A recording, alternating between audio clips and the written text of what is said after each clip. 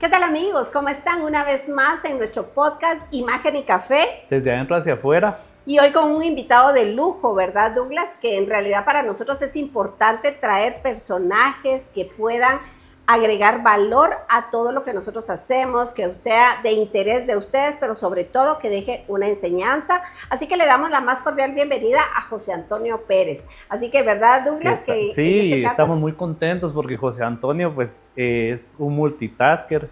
Él nos puede hablar desde imagen pública, es experto en tecnología y en comunicación principalmente.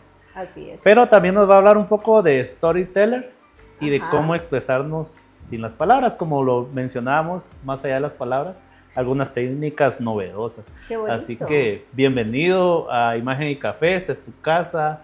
José Antonio, ¿puedes contarnos acerca de ti? ¿Quién es José Antonio? Para que pues, nuestros espectadores conozcan un poco más. Con todo gusto les cuento, pero yo tengo una duda, ¿no? Antes de empezar, ¿no? Aquí yo he visto muchos programas de ustedes y ustedes siempre están encantados, placenteros, les gusta a la gente que viene, les dan el mejor café. ¿Pero a mí me han dado mejor café que a los demás o no?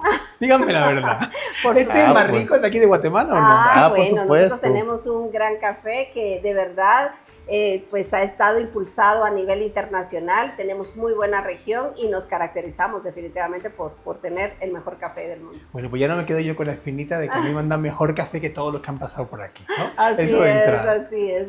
Muy bien, bueno, pues para los que no me conocen, yo soy José Antonio Pérez Roleda, soy papá, soy cocinero, soy storyteller, estudié filosofía y sobre todo me dedico a ayudar a hacer simples cosas que aparentemente puedan ser muy complicadas, como que a muchas personas se les complica hablar en público o se les complica cómo usar la tecnología para su día a día. Y en esa mezcla de todas esas cosas es donde me muevo como pez en el agua. Ahí es donde ayudo a las personas a sacar la mejor versión de sí mismas. Buenísimo, pero bueno, ese acento, no sé, a ver, cuéntanos de dónde eres y dónde vives.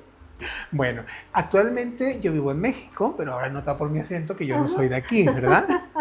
Yo soy español de nacimiento, nací hace ya muchos años, allá en Sevilla, en el sur de España, en un pueblito muy pequeñito que se llama Camas. Camas. Mira qué interesante. ¿Y a qué distancia está de la ciudad?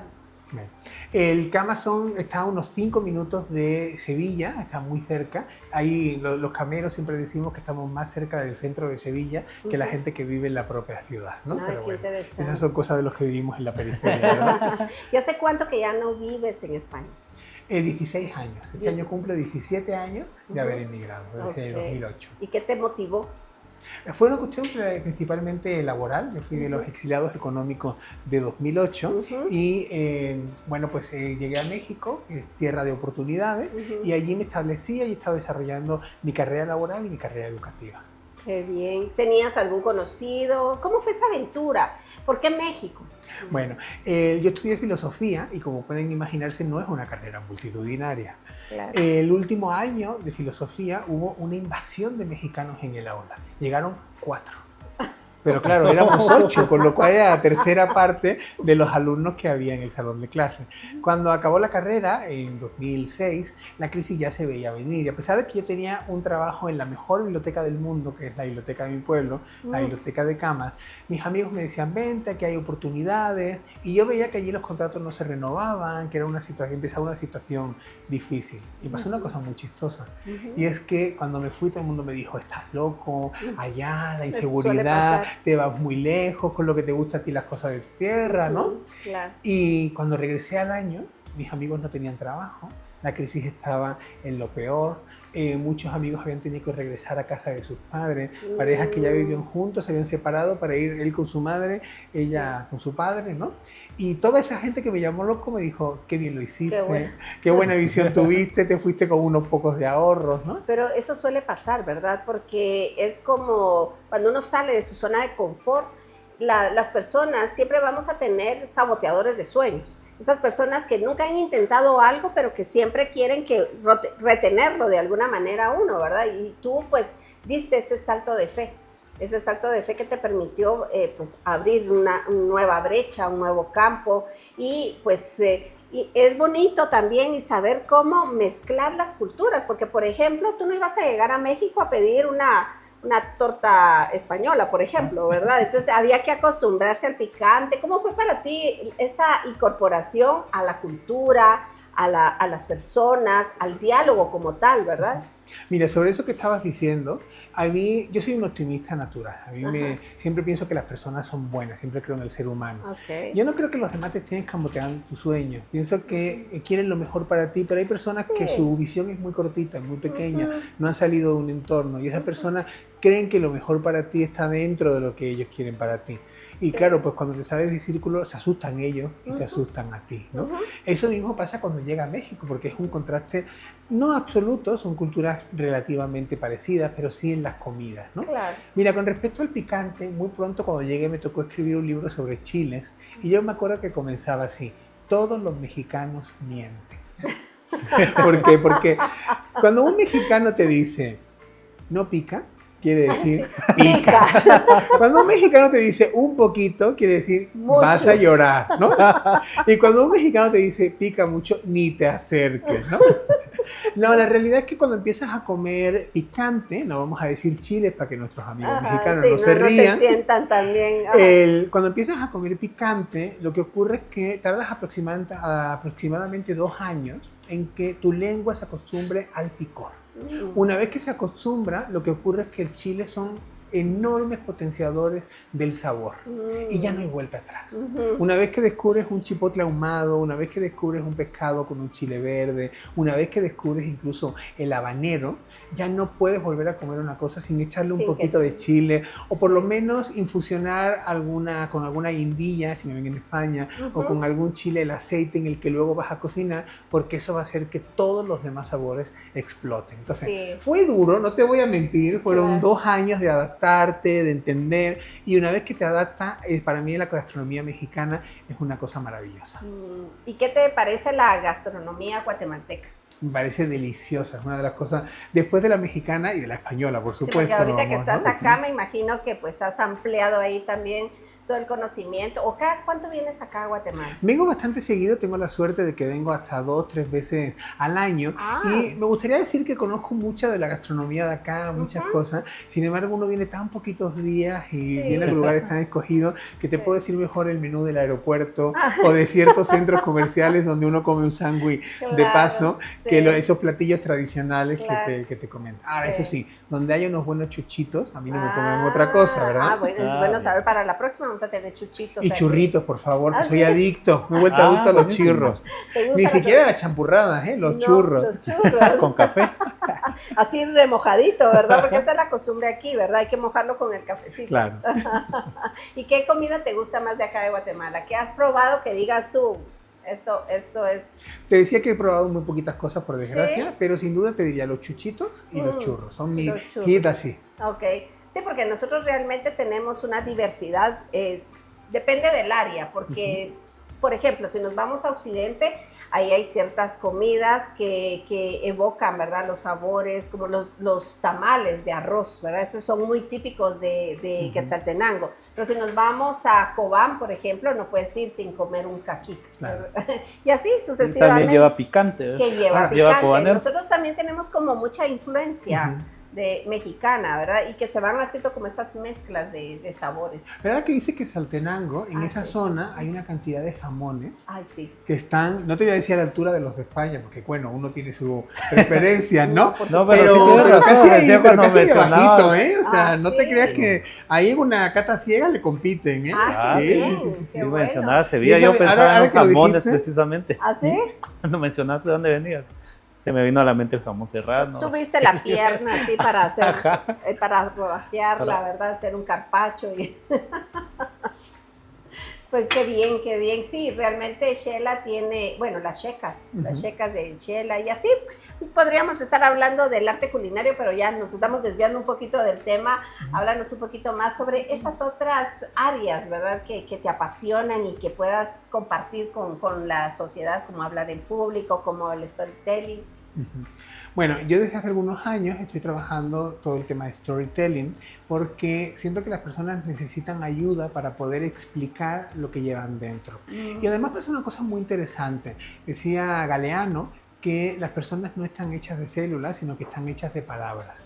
Y en la medida que tú eres capaz de explicar algo, eres capaz de explicarte a ti mismo. Y en la medida que eres capaz de explicarte a ti mismo, no solamente comunicas quién eres y qué haces, sino que puedes empezar a cambiar el mundo. Porque eso que llevas dentro y que tienes para ofrecer a los demás y que antes no podías regalarlo, ahora sí puedes regalarlo. Y bueno, esto que es muy personal pareciera de difícil encuentro con la tecnología. Y sin embargo, nos encontramos estamos en un momento muy interesante. La tecnología ha avanzado muy rápido en los últimos 20 años, ¿no? Es muy curioso, si trajéramos a alguien del siglo XVI, a día de hoy, aquí, a este estudio, y trajéramos a alguien de 1930, es más, si trajéramos a alguien de 1980, tendríamos que explicarle casi las mismas cosas que a la persona del siglo XVI. Tendríamos que explicarle por qué están grabando con un celular, qué es una cámara, qué es un correo electrónico, y por supuesto tendríamos que explicarle qué es eso de la inteligencia artificial que está cambiando profundamente. La manera en que trabajamos y la manera en que contamos y la manera en que mostramos las cosas. Definitivamente, o sea, todo es una evolución. Y ahora que mencionas el tema de inteligencia artificial, ¿verdad? Que lo tenemos ya, bueno, día a día, estamos cambiando, hay nuevas aplicaciones, nuevas herramientas que en algún momento nos hemos sentido amenazados también, porque decimos, es que nos viene a sustituir, es que nos va a quitar el trabajo, pero por otro lado podemos ver que también es un recurso que nosotros podemos utilizarlo para mejorar esa conexión con las demás personas. ¿Cómo lo ves? Mira, yo siempre pongo el ejemplo. El primer artículo hecho por una inteligencia artificial que fue publicado en una revista indexada, para los que no sepan este término técnico, quiere decir que fue revisado por expertos en el tema, es un artículo de 2001 sobre baterías de litio. Resultó que ese artículo era un resumen de más de otros 50.000 artículos que había en internet y publicados en otra revista sobre baterías de litio. Y yo aquí me pregunto, ¿tú tienes el tiempo de leerte 50.000 artículos? No. ¿Y tú? No. Pero a ver, díganme la verdad, ahora que no nos está viendo nadie, que estamos aquí con un cafecito en la sala. Si tuvieran el tiempo, ¿lo harían? Pues no, porque no es un tema que en realidad pues me esté dentro de mi entorno laboral. Pero aunque sea en tu entorno, ¿te leerías 50.000 artículos de un mismo tema? No. Así todos seguidos para escribir uno. No, de hecho, algo interesante también es que, por ejemplo, los médicos que siempre tienen que estar en constante actualizaciones. Se dice que salen aproximadamente 80.000 estudios cada minuto. Entonces, no tenemos el tiempo para eso. Bueno, esa es otra variante de la inteligencia artificial con la que nos vamos a encontrar. Aquí la cosa es, la inteligencia artificial va a quitar algunos trabajos, eso es un hecho.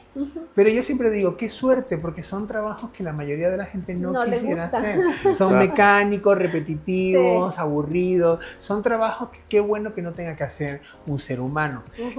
Hay un dicho ya que es bastante común, por lo menos en las redes sociales, y es que la inteligencia artificial no va a quitarte tu trabajo, pero sí te lo va a quitar una persona que tenga superpoderes gracias a la inteligencia artificial. Sí, porque no podemos estar tan bien bloqueados, ¿verdad? O resistentes al cambio, ¿verdad? Porque ha pasado en las revoluciones industriales, igual la técnica movió algunos empleos, pero generó más. Claro. Y estamos en la misma dinámica, pero diferente, ¿va? Todo va a cambiar y depender de cómo nosotros lo vayamos a afrontar, y creo que eso es lo que estás hablando en esta oportunidad. A mí me gusta citar una fuente, que es una fuente muy seria, muy importante, que es la película Los Increíbles, esa película de caricaturas, ¿no?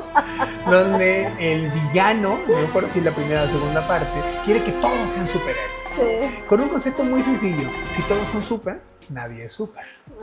La inteligencia artificial está haciendo que todos seamos superhéroes. Cualquiera hoy en día puede darle a un botón, meter un buen prompt y generar un gran artículo. Pero ¿qué ocurre? Que luego no saben contarlo, no saben expresarlo, no saben hacerlo. Entonces, sí necesitamos entender la inteligencia artificial, sí necesitamos usarla.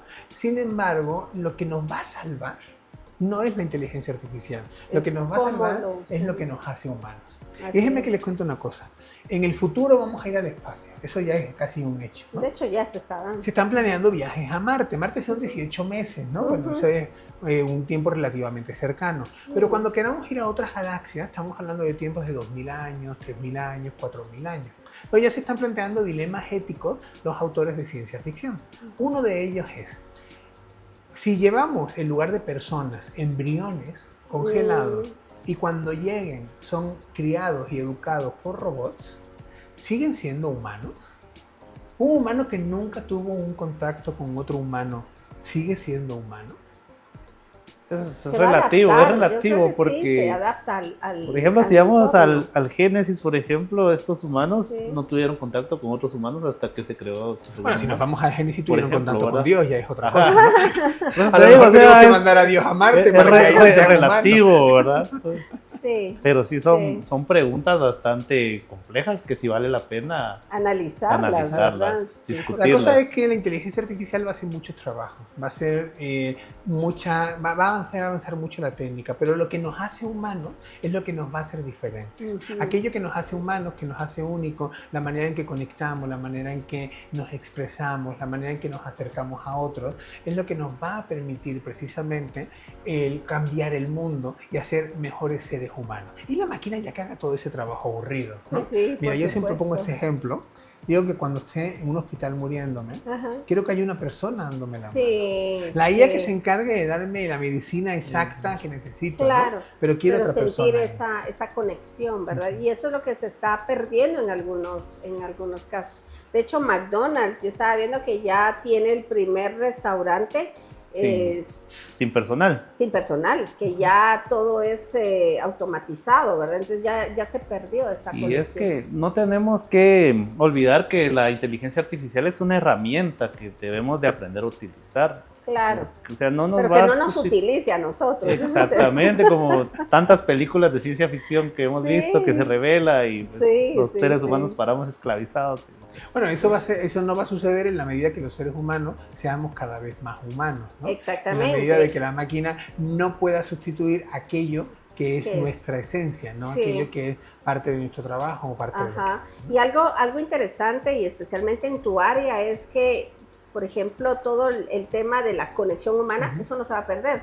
Toda profesión que tenga que ver con esa conexión es lo que va a perdurar, ¿verdad? Hay, como tú bien mencionabas, habrán algunas otras actividades o empleos donde sí se requiera la sistematización, pero el coach, hablar en público, storytelling, todos estos tipos de actividades van a perdurar siempre y cuando nosotros estemos preparados también para ello. Y ahí es donde yo conecto estos dos temas, en esa intersección. Me encanta que saques eso, porque precisamente la inteligencia artificial no tiene neuronas espejo. ¿Han Claro. escuchado de las neuronas espejo? Sí. Desde antes.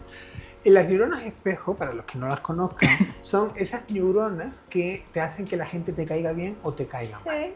¿Alguna vez has tenido un amor a primera vista? Sí. ¿Sí? Su crush.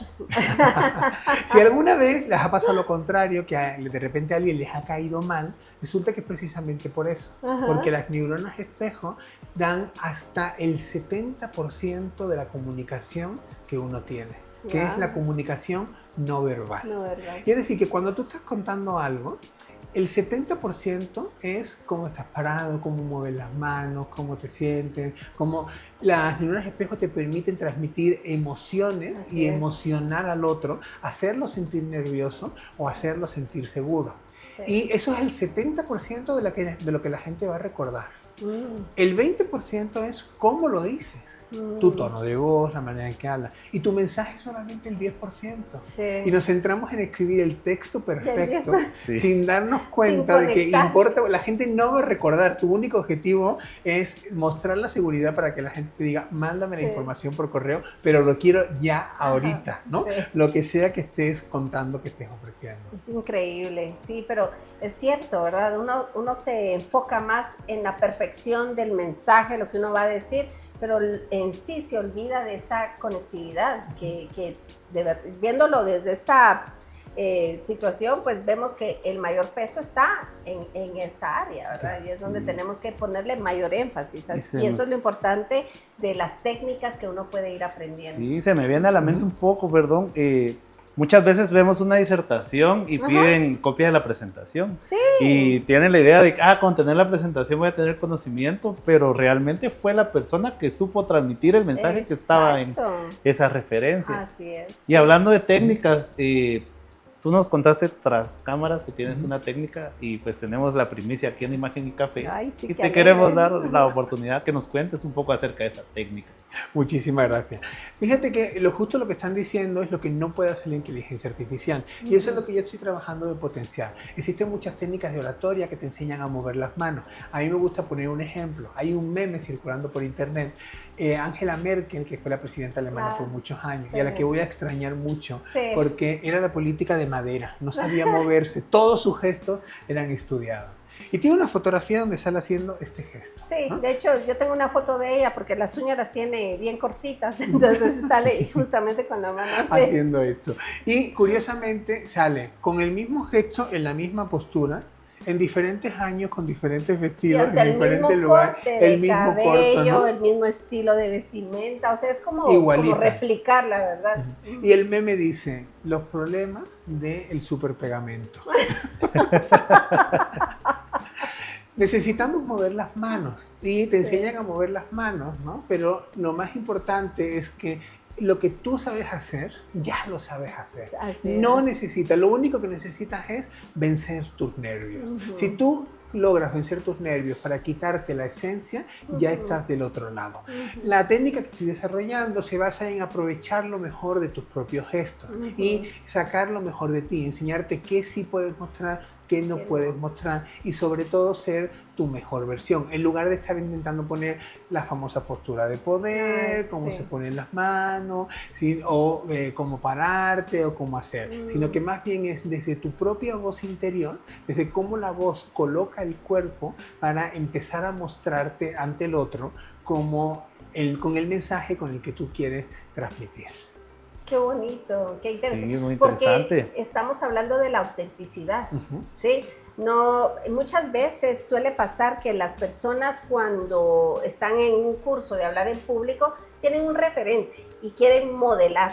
Lo que hace es que mi referente es fulanito o sultanito, ¿verdad? Entonces ya me siento, me paro, trato de gesticular y se ve tan falso, Claro. porque estamos imitando algo, mientras que desde la esencia, desde quiénes somos nosotros, poder transmitir esa autenticidad, estamos humanizando la conversación. Sí, porque además al final tienes que ser tú mismo. Todos los Exacto. demás papeles ya están tomados. Así Ya hay es, alguien que ya. alguien más. Lo mejor es que seas tú y que encuentres tu propia forma de hacer las cosas. Qué bonito, qué interesante y gracias por darnos esa primicia, ¿verdad? Al revés, al revés. No. Ojalá, y aquí los lanzo, ojalá haya oportunidad No, pronto de seguro. desarrollarlos juntos, Sí, de y de traerlos, de hecho, colaborar. pues bienvenidos. Sí. Nosotros estamos encantados y todo lo que sea desarrollo personal, desarrollo para los Sí. demás, pues. Y si alguien encantado. está interesado, escriba en las redes sociales, síganos por favor y con ello aprovechamos para que nos cuentes cuáles son tus redes sociales para que también te puedan seguir. Pero antes les voy a decir, amigos de Guatemala, ustedes están de testigos que ya está aquí esta invitación, así sí. que aprovechenla. Pueden seguirme en todas las redes sociales como Pérez Robleda. Pérez como el ratoncito, acabado en Z, y Robleda, acabado en A. No le quiten el rabito de la A, que mi abuelo perdió un rancho No, por el por la rabito A. de la A. O sea, no me hagan esto ahorita. Pérez Robleda, estoy en todas las redes, también en TikTok, pero no TikTok. salgo bailando. Así, con la nueva técnica. Sí, ¿verdad? sí, los challenge, vamos a empezar a inventar Un challenge. challenge. Pero hablando de challenge, también tienes un podcast. ¿Podrías Claro que contarnos sí. de tu podcast también para que lo sigan? Y Sí. pues vamos a hacer una comunidad un poco más grande Claro. con temas más interesantes. Bueno, otra de mis almas es la poesía. Yo empecé a escribir poesía muy niño, muy pequeño. De hecho, mis padres dicen que antes de saber escribir, yo les decía poemas a mis primos para que me los copiaran. Horribles, están por ahí, pero ya había poemas en ese sentido. Yo tengo muy poquitos libros, pero me hace mucha ilusión porque hace 10 años ya me dieron el premio que quise ganar toda mi vida, que es el Accessit del premio Adonais de poesía. El premio Adonais de poesía en España es el que tienen todos los poetas que son algo en la poesía desde el 43 a la fecha. Así que todos los poetas que yo leía cuando era adolescente y cuando era niño estaban en esa colección. Y cuando por fin presentas el premio y te lo dan, uno va a la Editorial Real, donde está toda la colección completa. Uno en su cabeza se imagina una biblioteca, ¿no? No, Sí. es 1,5 metros más o menos, porque son libros de poesía muy finitas. Sí. Ahí están todos los poetas y al final estás tú. Ay, qué bonito. Conectando con la poesía, tengo un podcast de poesía que se llama Nada Dos Veces, el podcast de la poesía. Y pueden seguirlo en todas las redes sociales. Estamos en casi todas las plataformas de podcast y cada semana hay 1 o 2 entrevistas. Siempre hay todos los miércoles, como ustedes, una entrevista. Vamos a coincidir O sea, ahí, vamos a tener ¿qué les pedimos? Escuchen el podcast Nada de dos Nada veces. 2 veces e Imagen de Café después de... Pueden ponerse uno detrás de otro, Claro, por supuesto, sí, este sí. primero, para que lleguen. Todos los miércoles hay una entrevista a un poeta o a varios poetas, a veces en festival, pero cada vez más los jueves tengo otro programa que es del mismo podcast, pero que se llama No Poesía, donde puedo invitar a gente que no escribe poesía o que tiene otros proyectos, Ajá. que hace cosas muy, muy, muy interesantes, O sea, que y ahí al que están podemos cordialmente hablar. invitados Muchísimas para gracias. saber de todo lo que Nosotros. están haciendo. Entonces, miércoles, Nada Dos Veces, el podcast de la poesía, y el jueves sigue siendo Nada Dos Veces, pero se vuelve el podcast de la no, No poesía. Buenísimo, buenísimo. No pirir, diríamos por acá. Bienvenido, por favor. Eso sí, Muchísimas trae gracias. cafecito de acá de Por Guatemala, supuesto, Por eso supuesto. sí, ni lo dudes. Así que, bueno, realmente para nosotros ha sido un placer enorme poder tenerte por acá, conocerte, ¿verdad? Y que puedas inspirarnos y esa energía que también, ¿verdad? Resalta por los poros y que puedas conectar con toda esta audiencia. Así que no dejen de seguirnos siempre en nuestras diferentes plataformas como Imagen y Café. Y ahora ya saben, tenemos nuestro invitado especial que también ya dejó sus redes, que las vamos a postear para que también lo puedan seguir. Así que Douglas, Pues ¿qué despedimos? muchísimas gracias. Quisiéramos pedirle que les envíes un mensaje a nuestra audiencia, una reflexión. Hablabas, y a mí se me hace muy importante esto, pues eres experto en comunicación y en tecnología, pero como muchas veces la técnica se ve opacada por no saber transmitir ese mensaje. El mensaje que yo les dejaría a todos sus escuchas o videntes es que no traten de imitar a nadie, no traten de copiar a nadie, no traten de ser lo que no son. Encuentren su voz interior y háganle ese regalo al mundo, porque ustedes son tan únicos que ese regalo que hagan va a ser recibido y va a hacer el mundo un poquito mejor. Qué bonito. Muchísimas gracias. Pues muchísimas gracias, José Antonio, de verdad, un placer. Y bueno, a ustedes la invitación para que sigan este podcast porque cada día traemos nuevas sorpresas. Así que esto fue Imagen y Café. de adentro hacia afuera.